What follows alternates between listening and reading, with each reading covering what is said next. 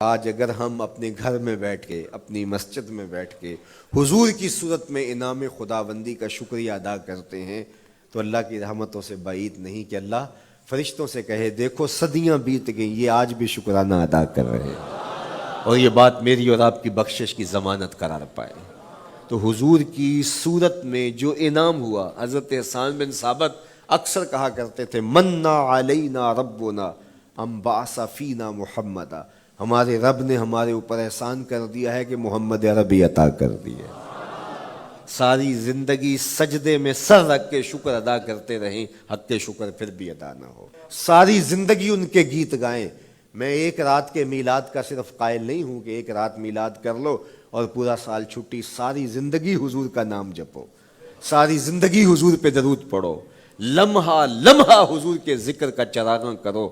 صرف اپنے گھروں اور اپنے بازاروں میں جھنڈیاں ہی نہ لگاؤ بلکہ دل کے ایک ایک پرت پہ نام محمد کی جھنڈی لگاؤ۔ صرف منڈیروں پہ چراغاں ہی نہ کرو بلکہ دل کی اندھیر گلیوں میں بھی حضور کے نام کا چراغاں کرو، حضور پہ درود پڑھو، حضور کا ذکر کرو، اپنے بچوں کو بٹھا کر کے حضور کے قصیدے سناؤ، حضور کی شانیں سناؤ، حضور کی سیرت بتاؤ انہیں۔ اپنے گھر کے ماحول کے اندر، اپنی مسجد میں، اپنی گلی میں، اپنے دوستوں میں حضور کا ذکر کرو۔ دوستوں آپس میں بیٹھو تو کہو یار اللہ کا کتنا کرم ہو گیا کہ اللہ نے ہمیں حضور عطا کر دیا۔ دوستوں میں بیٹھے جب یوں بات کرو گے تو اللہ کی رحمتیں کس قدر تمہارے اوپر برسیں گی۔ اپنی عقیدتوں کا اظہار کرو، وہاں کمیت نہیں دیکھی جاتی، وہاں کیفیت دیکھی جاتی ہے، وہاں مقدار نہیں دیکھی جاتی، وہاں معیار دیکھا جاتا ہے۔ وہ چہرہ اور چہرے کا تل نہیں دیکھتے، وہ بندے کا دل دیکھتے ہیں، وہ دیکھتے ہیں کون کس خلوص کے ساتھ محبت لے کر کے آیا ہے۔ یار چہرہ تو چمکدار تھا، اسی لیے ابو لہب کہتے ہیں نا شعلے کی طرح چمکتا ہوا، لیکن جہنم کا ایندھن بنا، اور کالے رنگ والا، ہونٹ موٹے ہیں، لیکن کعبے کی چھت میں کھڑا اذان دے رہا ہے۔ تو عقیدتوں کے رنگ اور محبتوں کے رنگ حضور علیہ السلام کے ساتھ جب کوئی پیش کرتا ہے تو رائے گانی جاتی۔ یہ وفاداروں کا در ہے، یہاں بے وفائی کا تصور ہی نہیں ہے۔ وہ ہاتھ پکڑتے ہیں تو پھر چھوڑتے نہیں ہیں، اس لیے ان سے محبت کا ربط قائم کیجیے، اپنی اولادوں کو حضور کا پیار سکھائیے، اپنے گھروں میں میلاد کیجیے۔ لازم نہیں ہے کسی عالم دین کو بلاؤ، آپ اپنے گھروں میں حضور علیہ السلام پر درود پڑھیے گا، بچوں کو بٹھائیے گا اور حضور کی سیرت کا کوئی واقعہ ان کو سنائیے گا۔ صحابہ اپنے بچوں کو بٹھا کر کے حضور کی سیرت بتایا کرتے تھے، حضور کا نقشہ بتایا کرتے تھے، حضور کے شمائل ذکر کیا کرتے تھے، اور کوئی صحابی ملتا تو تابعین جمع ہو جایا کرتے تھے اور اسے پوچھتے تھے اچھا بتاؤ حضور کی صورت کیسی تھی، زلفیں کیسی تھی۔ یہی میلاد ہے نا۔ میلاد میں حضور کے فضائل کا ذکر ہوتا ہے، شمائل کا ذکر ہوتا ہے، خصائل کا ذکر ہوتا ہے، اور موسم حج کا ہے۔ ایک اونچے ٹیلے پہ حضرت سیدنا ابو طفیل چڑھ گئے، یہ آخری صحابی ہیں، اس کے بعد کوئی صحابی نہیں، حضور کے وصال کے 100 سال بعد تک زندہ رہے۔ تو کہا لوگو آؤ اس وقت روئے زمیں پہ میرے علاوہ کوئی نہیں جس نے حضور کو دیکھا ہو، آؤ مجھ سے حضور کی باتیں سنو۔ لوگ جمع ہو گئے اور کہا صف لنا رسول اللہ، تم نے حضور کو دیکھا ہے تو بتاؤ حضور کیسے تھے۔ تو حضرت ابو طفیل نے 3 لفظوں میں میرے حضور کا حلیہ بیان کیا، یاد کر لو۔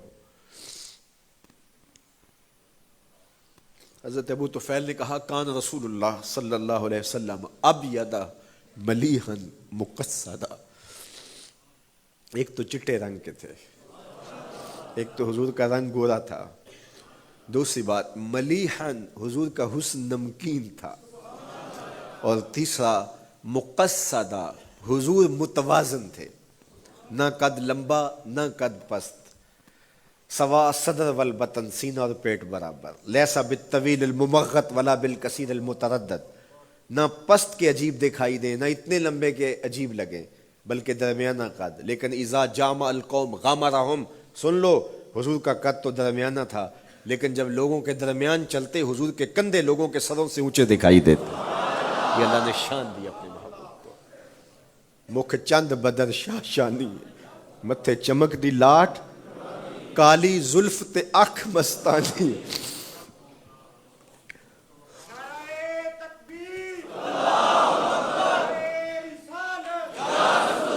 کالی زلف تے اکھ مستانی ہے، مخمور رکھی ہن مد بھریاں۔ حضور علیہ السلام کی جب آمد ہوئی، رحمت عالم صلی اللہ علیہ وسلم کو جب انہوں نے دیکھا نا تو اچانک ودا کے پہاڑوں کی اوٹ سے حضور دکھائی دیے، تو سیاہ پہاڑ ہیں، تو ان سے جب حضور کا چمکتا ہوا چہرہ دکھا نا تو بے ساختہ انہوں نے کہا طلع البدر علینا، وہ دیکھو چاند چڑھ گیا ہے، طلع البدر علینا، وہ دیکھو چاند چڑھ گیا۔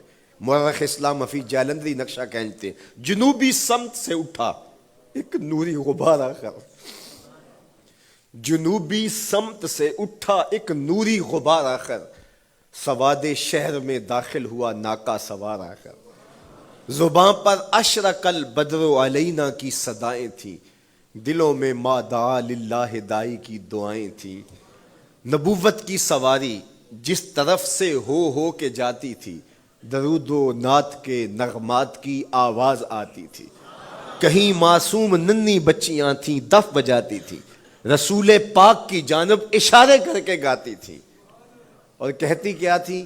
ہم ہیں بچیاں نجار کے عالی گھرانے کی، خوشی ہے آمنہ کے لال کے تشریف لانا۔